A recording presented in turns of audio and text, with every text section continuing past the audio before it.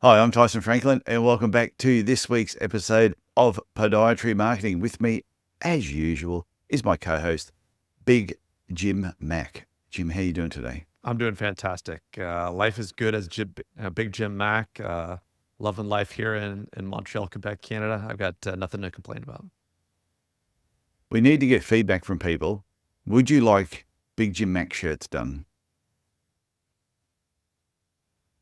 I think that'd be great. Just Big Jim Mack, and then underneath says and Tyson, in little font underneath, little bald-headed guy underneath Tyson. Yeah, we've been teasing that out for the last I don't know what six months, 12 months. I don't know, but not a lot of demand yet. But if you do want them, definitely hit us up.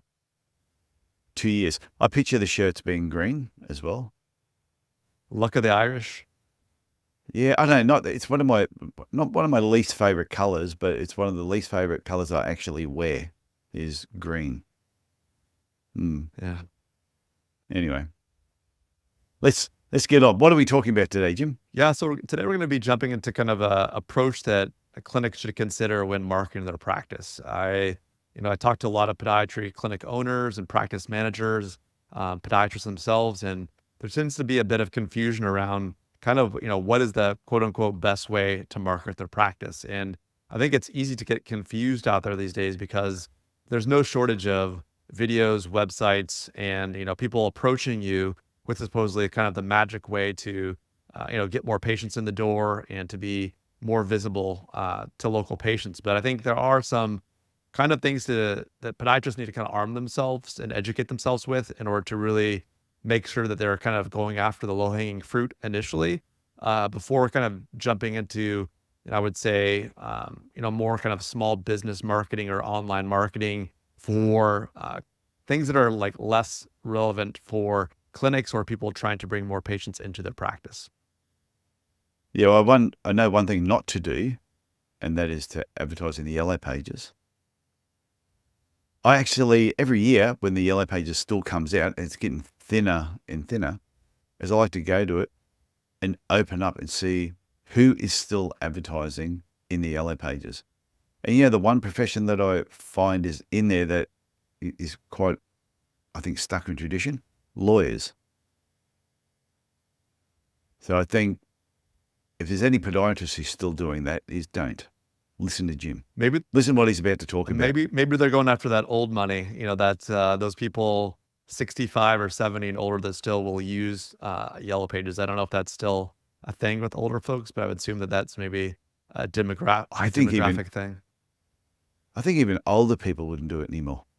I think even older people would just go, I'm not going to the yellow page. I'm going to Google that. Yeah. My mum is all over Google, YouTube. That's all she does. She would never go to the yellow pages. Yeah.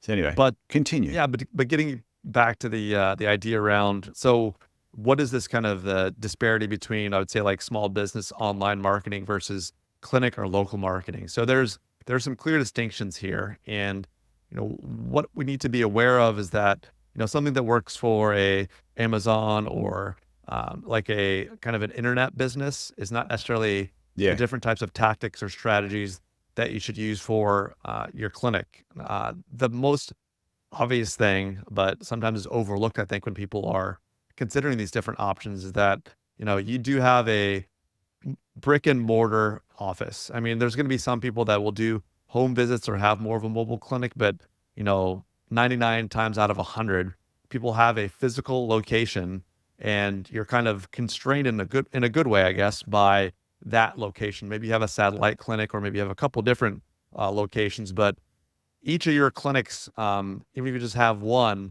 there's a certain radius of people or communities or locations that you're drawing patients from.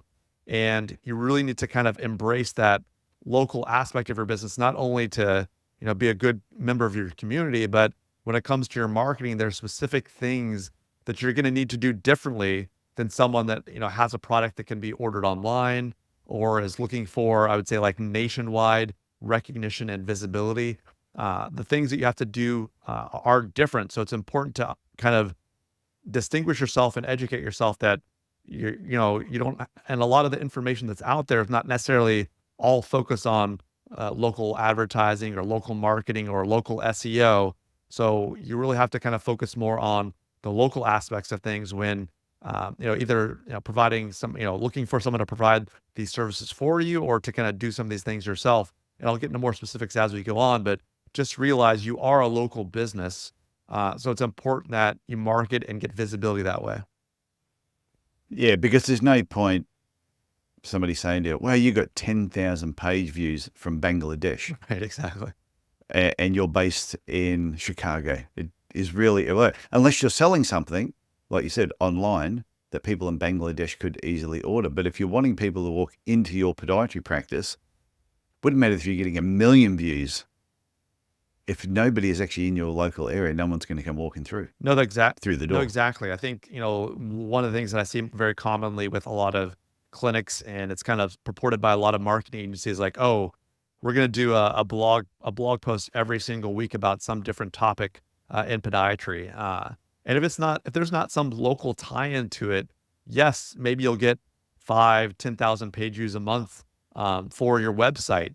But, if you're based in Illinois and the top, 7 locations that people are seeing it are, the UK, California, Arizona, Florida. If you have some kind of online course that maybe you can teach people about heel pain or there's some kind of educational online component that you could sell people, fantastic. But if you're really looking to get patients in the door, this kind of having that nationwide or international scope of traffic coming to your website, you're not going to convert many of those people to kind of come in the door. Maybe there are people that do some really novel procedures that can draw people from a wider range of states or local areas, or maybe you're located in a location that's on the corner of 4 or 5 states, and you are the go-to expert for something like limb lengthening or some rare condition in foot and ankle surgery or podiatry. You are known as that regional best, and you want to try to be national. But that's a very, very small group of folks, and most people would benefit, and their clinics would benefit, and the local patients would benefit from taking more of a local approach when it comes to the content that you have on your websites, the kind of Google ads or Facebook ads you're running. Taking a more local approach is generally going to yield a higher return on investment than trying to go national or international. Yeah, and I definitely agree because I think when it comes to writing a blog, it's got to count. If you're going to go to all that time and effort of coming up with the idea, putting words on paper, whether it's 250 words, 400 words, 600 words, you want it to relate. You want the people in your town to actually read that or be searching for something, and that is going to pop up, and they go, "Oh no, I'm going to go to this podiatry clinic because that relates to the problem I have." Plus, it's something you want to see more of. Yeah, don't write about ingrown toenails if you never want to see another ingrown toenail in your clinic. It's just crazy. But I do like that, trying to relate whatever you're doing to the local market, or it's got some emphasis on that local market. Like last week, we were talking about corporate boxes, for example. And I mentioned that we did a lot of stuff with the Cairns Taipans, the basketball team. So if I was talking about ankle injuries or treating ankle injuries, I would mention, and a Cairns Taipans player that came into my clinic. I would mention local teams, not necessarily the player's name, but I'd try and introduce the locality of where I was. No, that's a perfect example. I think the importance of local keywords is kind of normal for that's the way patients are going to be looking for you, right? So whether it be in Google, Bing, a different search engine, maybe even through Chat GPT these days, people when they're looking for things, you have to kind of take a step back and not necessarily think about the great care and the surgical training you have and, oh, wow, you do these things, but how are patients actually finding your clinic and your practice? And the majority of the time, it's the name of your local area or a surrounding area, plus their problem or the type of care they're trying to receive. So maybe it's podiatrist near me, and things like Google and your phone will have GPS baked into it. They can also kind of track your IP address and know what general area you're in. So you're going to pop up more likely for those types of terms when you build a website and have an online presence that is that kind of attracts and is visible, more visible with and kind of coming up for those local keywords. If you're just trying to show up for heel pain or generic terms that don't include those kind of local modifiers, you're going to be running up against, whether it be the kind of free organic ads or the Google paid search ads, you're going to be running up against like big companies. Maybe it's surgical equipment companies or Dr. Scholl's. Big budgets. Yeah, big ad budgets you can't really compete with. But when you are utilizing, let's say I'm based in Chicago, Chicago podiatrist would be a really, really important key term for me to follow up, to show up on in Google search and online. Obviously Google also knows, when is something kind of a local search versus something kind of it's more a general or a national search, right? So when you throw in when you're doing keyword research or using keywords within your website and in your ads, you're going to get when the patient puts those words into Google, they're going to get an experience that reflects those clinics. They're going to show up, and hopefully your clinic can be one of the top ones by building your online presence in the right way. So what should people be doing to build that online presence? Yeah, so it starts off like we talked about in the past. It's the foundation of your website and your Google business profile. Those two things are super important. So having, pages on that website that really emphasize, not only where you're physically located at, but maybe also where you treat patients from. I sometimes like to utilize what are called areas we serve pages. So maybe you're not based in Barrington, Illinois, but you treat patients from Barrington. You can create kind of a Barrington specific page that is a great landing page for people that find you through Google organic, but also if someone's searching Barrington podiatrist, you have an ad that shows that you treat patients or you're 5 minutes from Barrington, and then they land on a page that shows that you treat patients from Barrington. It feels very relevant to the people that land there, as opposed to, what I see sometimes happen is that people, even when they do Google ads in a good way, they always put the traffic onto kind of a generic homepage. Or I know. it's like you had them, like maybe it's Barrington podiatrist or Hillsdale podiatrist, but then you just put them on to like Smith Family Podiatry Clinics, and it loses that relevance for them. Obviously, they were looking for podiatrists, so it's not completely irrelevant, but if you can land them on a page that's, podiatrist who treats patients in Barrington or podiatrist who treats patients in Hillsdale, it's going to feel much more kind of a good path for them to walk down, and building trust with that patient is ideal. And if there's too much of a step off between the ad or the Google result and the page they land on, it's kind of discombobulating and can kind of be a turnoff, and people can kind of lose trust in that patient journey. So that's the first step, is making sure that Google business profile and these local pages are built out on your clinic website. So a lot of it is starting too with your website. Yeah. Like, because I've always said to people, like, your website is your mothership. You're bringing people to your website. You're not taking them to your Facebook page or necessary YouTube channel. You're bringing them to that website. And and I think people would have experienced themselves where they've searched for something, they've clicked on it, but then it takes them to a website like a homepage, and they're going, okay, well, where's the information I was actually looking for? If they can't find it within a couple of seconds, they go, oh, just go back, I'll go to the next place. They get off of it very quickly. No, for sure. Like, and there's always going to be another clinic or another place that they can look on in the Google results and move in that direction if they want to. So you really need to make sure that you have a real kind of a smooth patient journey for them, so they're not going to want to click back and go to a different podiatry clinic's website. I think it is also important to, obviously the online component is important, but there's definitely some offline things that should be considered. Not too dissimilar from our chat last week about getting out there into the public with a corporate box, but sponsoring local events or being visible and volunteering at events is a huge opportunity to to build a lot of good local connections. And it's one of those things that kind of snowballs and gains momentum over time.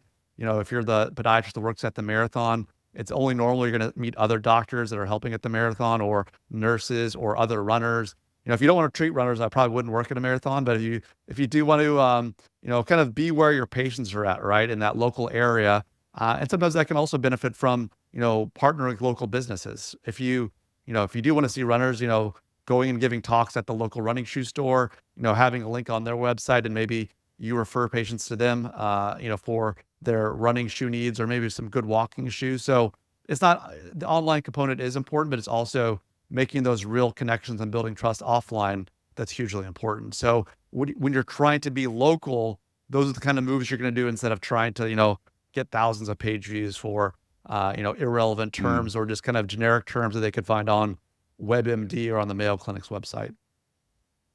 Yeah, and I've got a perfect example of now, this is a purely an offline thing that happened to us when we had the clinic. Was when we went in the Telstra Business Awards, which was the big awards in Australia, and we actually won it for our category 5 to 20 employees for our business. And I remember it was on a Saturday night we won it. Yeah, fanfare and all that was great. Heaps of publicity. It appeared in the newspaper on the Monday, but it was the national newspaper, not necessarily, it wasn't our local newspaper. And we had a couple of people call the clinic and go, hey, I saw that in the Courier Mail. Congratulations. The next day, it appeared in our local newspaper. And we were getting phone calls and emails continually all day because the local market saw it. And I think that's the difference between you want more running patients. You can write this amazing running article that just goes out to the world, or you can attend a local running event where there's hundreds of runners and you've got more chance of connecting, having an impact there, being face to face with people or being in that local community than just putting something out into the interweb. No, that's a great point. It is being seen by, the ideal patients you want to treat, right? So when you're present, you're the expert, you're giving your time and your efforts to the betterment of the community. It's going to endear you to the local community, and you're going to, reap the benefits by doing that consistently over a long period of time. So I think, in a similar vein too, if you do have the opportunity, when you do make content, it should be obviously having these areas we serve pages is one opportunity, but if you're creating content, you could talk directly about common injuries that you see, what the people do, that compete in the Sydney Marathon or the Chicago Marathon, whatever your location is, tailoring it to those type of patients that you see, and really kind of making it relevant to those folks. I know that let's say there's a course that has a lot of hills, and you see that people get shin splints or Achilles issues if they're not trained properly for these kind of things, and maybe even some preventative care or some ways that they can avoid injury, by working with those local running clubs, giving either talks or giving them information that's helpful. But when it is local, it's a much easier sell, or it's a much easier for the patient to kind of become and seen by you. Otherwise, like you said, if it goes out nationally, maybe you could build some network of podiatrists, but a lot of that traffic or that little foot traffic is probably not going to come your way. But when you can really tailor your content and the events you attend to your local community, it's going to set you up for more success. Oh, it definitely will. And I suppose that also relates to getting more local reviews and testimonials from your patients or people in the area, even if it's not necessarily a patient, but if you've worked with an organization and they can write a testimonial review, depending on what country you're in, that's also going to be beneficial having a local organization talking about you. No, exactly. They're kind of almost like lending their trust to you, right? Sometimes we call it, Mm. we'll see it on when I build websites for people, it's kind of what I call these badges of trust. Maybe it's the organizations you're a part of, your certifications, the associations you're a part of. It can be events as well that you've helped out at the Chicago Marathon, or you helped out with the local Olympic committee or something. Those kind of things can be really helpful as far as building trust with patients. I'd also say that there's a lot of different kind of online tools people will try to use to how do you kind of measure the ROI, or how do I know that I'm getting these local patients? And Google Analytics is one way that can be helpful as far as breaking down to show you the demographics of where people are coming from. You can see where the traffic is from your city, from your state, from your region versus international region.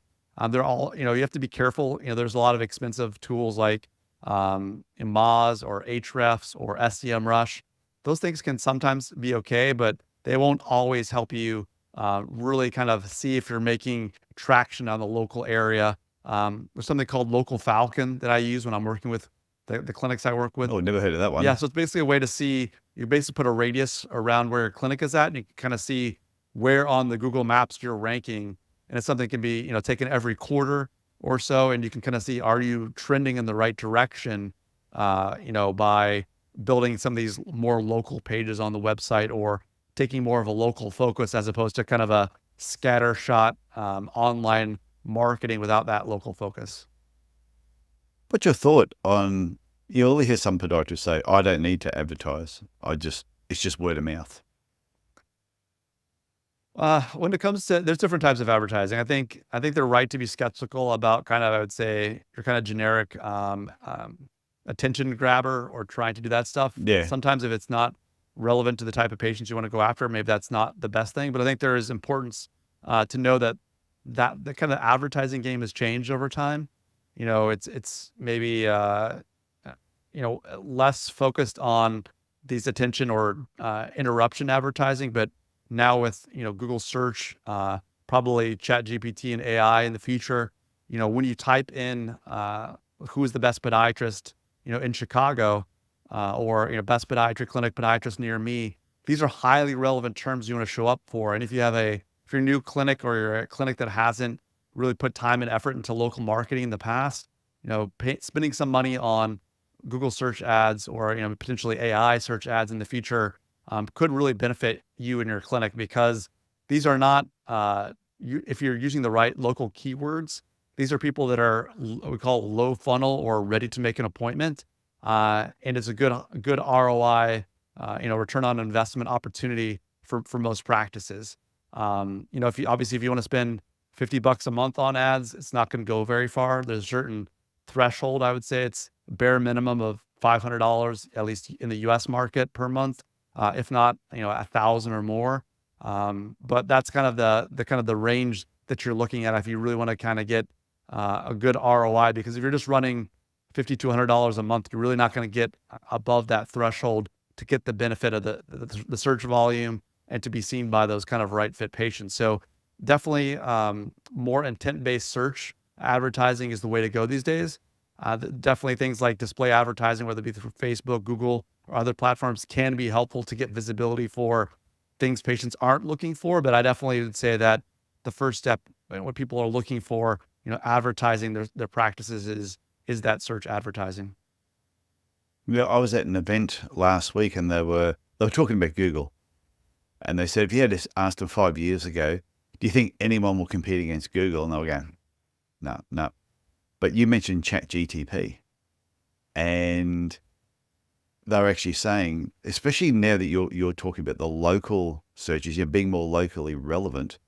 They said Chat GTP is actually becoming a search engine where people are just asking Chat GTP questions about places, and it's giving them the information they need, and it's really drawing upon the local information in that particular area. No, it's an area that I'm trying to stay in touch with and understand, what these kind of large language models, how they're deciding, what to show. Because if you do type in, best podiatrist in Chicago, it's going to provide some results, but it's not really clear right now, like how they're providing that information and kind of what are the on-page signals. Is there certain content they're going after? Are there certain websites they're scraping from? It's a little bit confusing. I would also know that some of these large language models, they're very new, right? And they don't always provide great. I mean, for certain types of things, like I would say, rewrite this email for me or do that kind of thing. It does provide a great service, or clean up this copy of this blog post. It can be really helpful. But if you're trying to have it make content out of thin air, it's definitely something that you really have to keep an eye on. And a similar thing for asking questions about who the best podiatrist is or who's the best foot surgeon in a local area. I would probably say that Google is still stronger now, but it's only a matter of time before ChatGPT kind of starts taking that away from Google and learning. And that's, like I said, one of my challenges is to learn how is it doing that and how can I help clinics, the right clinics show up in those results. Yeah, I think it's still there's still a lot of teething problems, because I put in there, what's the best podiatry business book in the world? And mine was number one, so everyone's already aware of that. That's fine. But I also had book 2 and 3. They weren't my books. Wow. But it had my name on them. Congratulations. So it's actually it took Rem Jackson's book and Peter Wishney's book, had the titles of their books there, but actually put my name there, written by me. So it had gathered information, but also at the same time got a little confused while gathering it and put it together. So I think you're right. I think it's still trying to figure out how it's actually going to draw information out. No, it's going to be interesting to watch this over the next Watch this space. few months and years, but I'm sure we'll have a updated podcast dedicated to this topic in the not too distant future. We should, because the chat GTP episode you did, I think it's still ranked our number 2 most listened episode. Yeah, definitely people have enjoyed listening to that one, but I probably overdue for a bit of an update. Yeah, I think it needs an update because we did that one 2 years ago, and a lot has changed. So what else do you want to cover on this particular topic? No, I think that's good as far as, I don't want to overload the listeners too much. We're kind of run up on a good time to call it quits, but I would just, reiterate that, whether you're doing the marketing yourself or you're hiring someone, really try to understand the difference between online business, kind of, I would say national or online advertising versus local clinic advertising, because it's super important in the type of tactics, the type of things and the kind of goals you're going to make are going to really differ between those two types. So, as a clinic owner yourself, unless you're trying to sell courses or you're trying to develop a national level of, clientele, you really want to focus on local marketing, and doing it the right way. Like we talked about, includes, having a locally relevant website, being a great member of your community and making the connections within your community that's going to help grow the practice. And then also, finding ways to know what those right goals and the metrics are. You don't need hundreds of thousands of page views to be successful with a local podiatry clinic.